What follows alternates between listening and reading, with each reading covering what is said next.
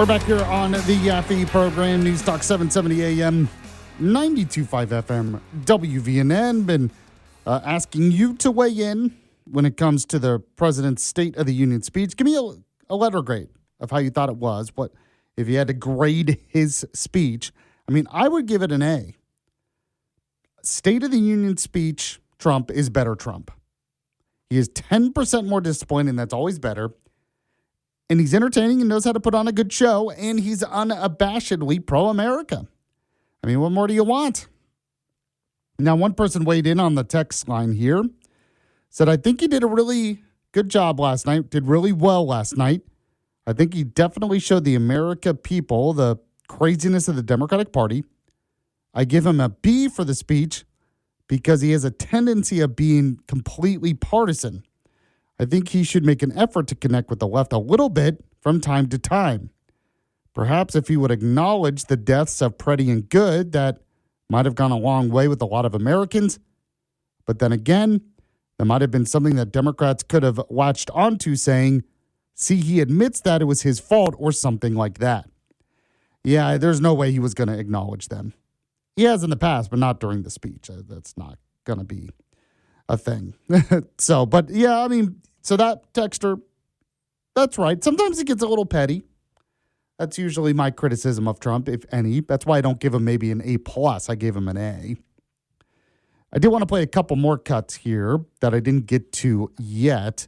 He had a pretty good moment, and I wanted to double check that I actually did send Walker this cut. I just wanted to make sure. I'm not sure I actually did send you. Well, there was a really good moment where he did talk about political violence. And he says we need to end up political violence of all kinds. And he introduced Erica Kirk, which is a good moment. And that's especially a good moment, him being so pro Erica Kirk, because idiots, evil people like Candace Owens are out there trashing Erica Kirk, somehow claiming that she was a part of the assassination. I mean, just sick stuff. She still has millions of followers. I just don't understand it. But it was good to see that moment. But the end was really good as well. You know, part of the speech was celebrating 250 years of America. And the end of his speech, I thought he did that pretty well. So go ahead, if you can, play a Trump ending for me, Walker. Two of the gentlemen we met in the gallery this evening took their first breaths 1 century ago, 100 years before that, on July 4th, 1826, the author of the Declaration of Independence, brilliant, Thomas Jefferson, drew his last breath. Just a single long human lifespan separates the giants who declared and won our independence from the heroes who stand among us tonight. Everything our nation has done, everything we have achieved, has been the work of those few great lifetimes. In those brief chapters, Americans built this nation from 13 humble colonies into the pinnacle of human civilization and human freedom, the strongest, wealthiest, most powerful, most successful nation in all of history. The revolution that began in 1776 has not ended. It still continues because the flame of liberty and independence still burns in the heart of every American patriot. And our future will be bigger, better, brighter, bolder, and more glorious than ever before. So I really like that. As I mentioned, one of the big parts of the speech was to say how great America is. And, you know, it's just, I'm thinking about the 250th anniversary. Think about all the things Trump talked about. Growing economy, powerful military, prosperity, goodness, freedom. I just don't understand how there is a segment of this country that hates the country, that really believes that America is responsible for most evil in the world. Yet you look around the world, would you really rather live anywhere else? He talked about a political prisoner in Venezuela, talked about what they're doing in Iran, hanging people.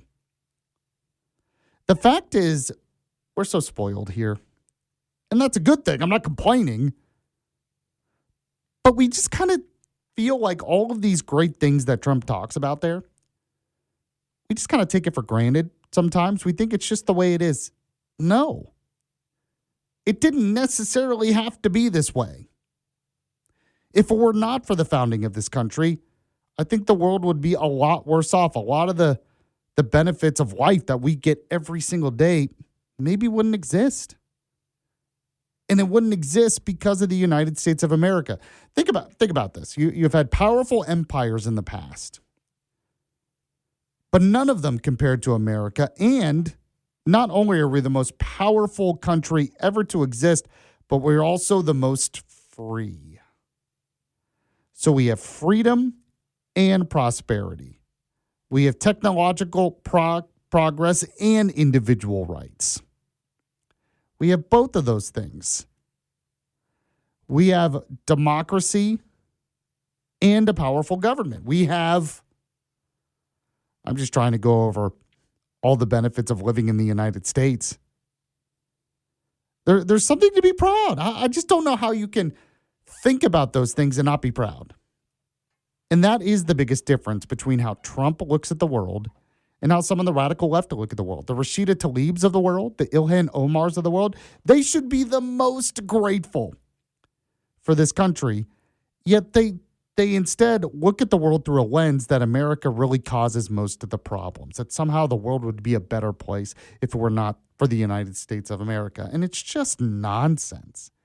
It's absolute nonsense. We are living in the peak of human civilization, like Trump said. But we get to live in that peak of human civilization while also being free, also having private property, also having rights, and also being able to elect our leaders. It's a thing to celebrate.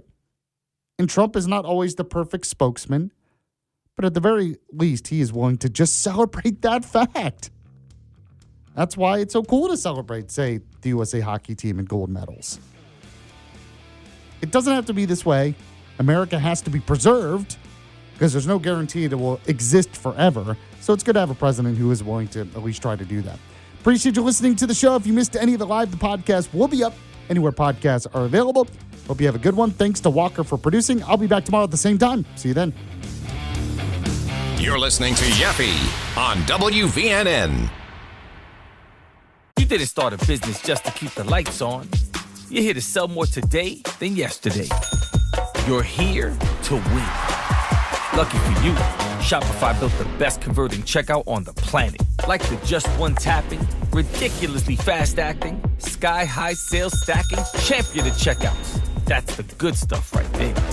So if your business is in it to win it, win with Shopify. Start your free trial today at shopify.com/win. This isn't your average podcast. This is one of the most, if not the most controversial podcasts. This is Full Send. Do you like party ever? I think Post Malone told me once he went to like one of your parties. What was the biggest after party you guys ever did? We had one with you guys. Unfiltered conversations. I'm not going to say any names, but we got Dr. Phil pulling up. Jake Paul's coming in today. Benjamin Netanyahu, he's about to walk into the podcast right now. I feel like he'd leave. Yeah, maybe. The Full Send podcast. This is so crazy. Follow and listen on your favorite platform. The CJ Pearson Show. Every week, we'll take on the biggest cultural, political, and moral battles in America head on. CJ presents the most passionate voices in the Black community. When you're going around and talking to people in actual communities, you get to know what people actually care about. As a Black man, why can't I be the first one in my family to graduate from college? Why can't it be me? Yeah. Shift the way that I think about the world. Bold truth, real conviction, zero permission. This is the CJ Pearson Show. The CJ Pearson Show. Follow and listen on your favorite platform.